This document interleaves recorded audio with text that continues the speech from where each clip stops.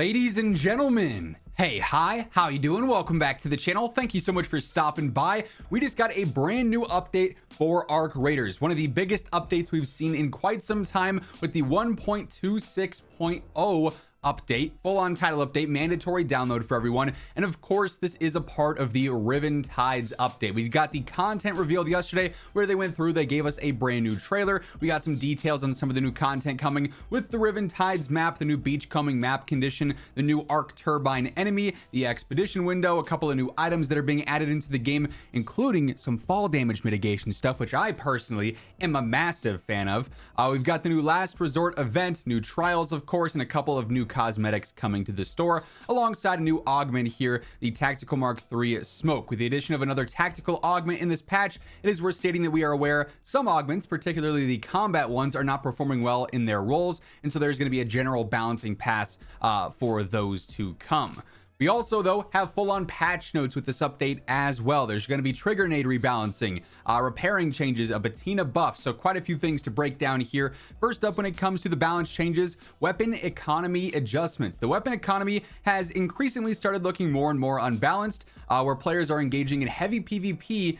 They have to make a lot of difficult decisions around their weapons, and while most friendly players have ended up in a chronic state of weapon accumulation where they just have a ton of them stockpiled, we want to balance this out so that all players are challenged by weapon attrition, as well as introducing new ways to combat it. So there's a new feature, repair on upgrade. Weapon upgrading becomes very expensive when you feel like you have to repair the weapon beforehand, making it less accessible than we'd like. So to give more ways to repair low durability weapons, upgrading weapons will now repair 25% of that weapon's max durability, so a little bit more incentive to go through and upgrade with that.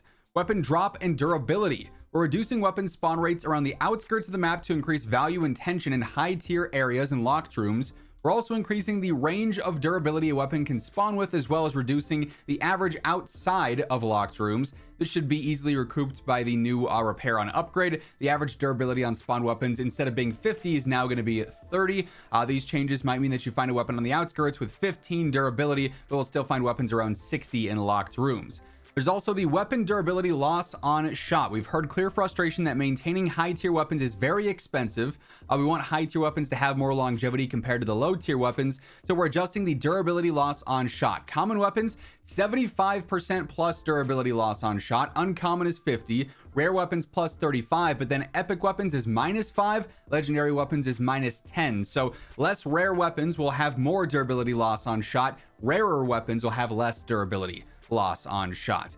There's also weapon durability loss on being knocked out. We want heavy PvP to be a viable way to play Arc, and to align this playstyle with other ways to play, we're reducing durability loss on weapons when a player is knocked out. It's now going to be, instead of 30%, 15%. And with Arc, they removed comets from standard sessions in Damn Battlegrounds, reduced the Firefly's presence heavily in Damn Battlegrounds, reduced comet presence in a Buried City. The addition of comets and fireflies raised the difficulty in beginner-oriented sessions a bit too much, and to bring that experience back to the intended level, we opted to reduce their presence on those maps. With gameplay in Stella, they adjusted Exodus Recyclables loot distribution to be more evenly spread across all the containers. The Vaporizer Regulator, the stack size has been increased from 1 to 3. On the trigger nade, you can no longer throw a new grenade at the same time as triggering a previously thrown one, and will instead have to wait for the animations to finish. This should reduce some of that trigger nade spam. They added a 1-second delay after using the throw action before allowing the next throw, added a 1.3-second delay after using the trigger action before allowing that next throw and trigger as well. With the photoelectric cloak here, increasing the weight of this from 1 to 3 to bring it more in line with the rarity and cost. They increased the power use rate as well. The photoelectric cloak has been quite aggressively overperforming, especially in regards to the length of time that it can be activated. This change is intended to add more intentionality between uses. And with weapon balancing here, patina balancing, the patina has been buffed to push it closer to its rarity. The base damage and damage against arc armor has been increased to get more value out of each bullet, but the base fire rate has also been reduced.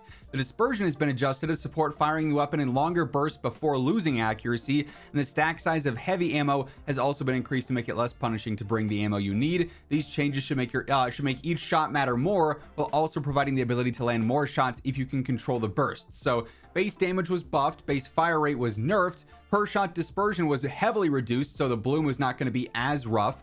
The dispersion recovery time was improved, and the damage against arc armor was also buffed there. Heavy ammo now stacks up to 60, so that's a W there. You can carry more of that easy. Arc updates in general. Fixed aim assist not targeting leg joints on certain arc. An issue where the Vaporizer and Surveyor patrols could stop moving until alerted. And also an issue where arc enemies did not react to nearby breaching sounds. On the Bastion, they fixed a bug where this could be too accurate when switching targets mid-fire. Vaporizers added to more maps and conditions. With emotes, they reworked the emote system to allow even more emotes to be played when running now, so you can mess around with that. Audio updates fixed a potential crash related to voiceover stuff. An issue where trader voice lines at the start of a round could trigger too frequently. They updated voice effects for cosmetic helmets. An issue where emote previews in the store would play without their voice lines. An issue where footstep sounds could stop playing, and then also fixed footstep and impact sounds on various surfaces that were actually playing the incorrect audio, which is kind of odd. With emotes here, they fixed an issue where objective and emote sounds could persist or double at times if you reconnected.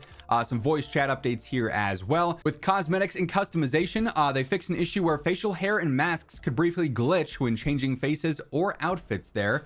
Gameplay in general here. Fixed a bug where deployables could be placed inside extraction elevators before they opened. An issue where bullets would spawn from an incorrect position, and then also an issue with the death from above achievement could be completed by standing on destroyed Rocketeer parts. With the expedition, they fixed an issue where players signed up would not actually depart as scheduled. They left without you, basically. Introduced a late departure option. With binoculars, they fixed an issue where the zoom levels actually didn't work. A couple of zipline updates here. Fixed an issue where a zipline from above, if you entered that there, it could cause fall damage at times. Then also an issue where the anchors would sometimes end up invisible. With the Vita spray, they fixed an issue where using it to simultaneously heal yourself and others increase the healing speed. So that's going to be balanced out now. A couple of Blue Gate fixes here with some environmental stuff. Then they also fixed an issue where some supply call stations could not be interacted with. A few Buried City updates here to fix some bugs. A few Spaceport updates here to fix some bugs as well. A few damn Battlegrounds updates here. A couple of environmental issues here too, where there were different visual bugs going on. Basically, they also fixed several common stuck spots at times. With movement, crouch movement speed is now capped. It fixed an issue where heavy landing could be triggered at incorrect times. With performance, general performance improvements were added in. They upgraded Intel XeSS to SDK, then reduced rubber banding when reaching the edge of the playable area. They fixed an issue with the Seeker Grenade not counting towards progress in the Safe Passage quest. Added a pop-up when trying to use voice chat in a PlayStation party as they cannot be used at the same time. Report reasons are now flattened instead of being a drop-down. Couple of stability updates here. Fixed a few server crash issues, issues around missing expedition departure that can make the game unresponsive on load, a rare crash that could occur when certain items triggered visual or audio effects, and then also certain outfits causing crashing issues. Couple of general UI updates here. Enabled multi-select in inventory by default. Updated the scroll bar styling. Added challenge previews to the practice range. Gave crafting suggestions priority over recycle suggestions. Then also fixed the ping destination sometimes being associated with incorrect text there. Whole lot of expedition updates here too. They updated the departure screen with a progress bar. Moved the sign up status to the left side of the menu and reduced how many quests and feats are shown. Updated the late departure notification. The progression display no longer shows the final step. Moved and updated the sign up status widget in the menu to fit the new carousel layout. Fixed an issue where the expedition screen could fail to advance to the final stage after completing step 5, causing the departure view and skill point progress to be missing.